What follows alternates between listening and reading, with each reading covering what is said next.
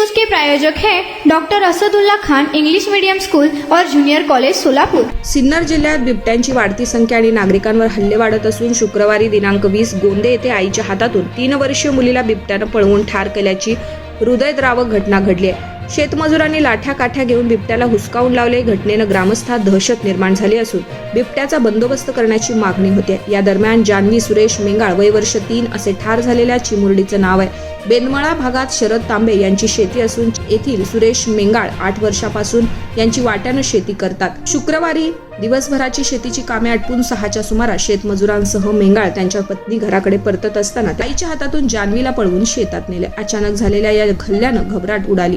Special discount limited time के लिए doctor Asadullah Khan English medium school और junior college में अब nursery, junior LKG, senior LKG, grade 1 और grade 2 के लिए एडमिशन पर अब डिस्काउंट रखा गया है। तो देर किस बात की, जल्द ही हमारे नंबर पर संपर्क करिए और एडमिशन करिए doctor Asadullah Khan English medium school और जूनियर कॉलेज में।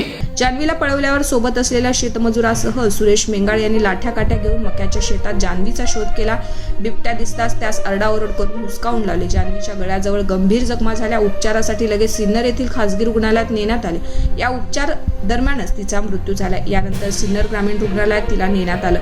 वनपरीक्षक क्षेत्र अधिकारी हर्षल पारेकर यांच्यासह कर्मचाऱ्यांनी घटनास्थळी व रुग्णालयात धाव घेतली।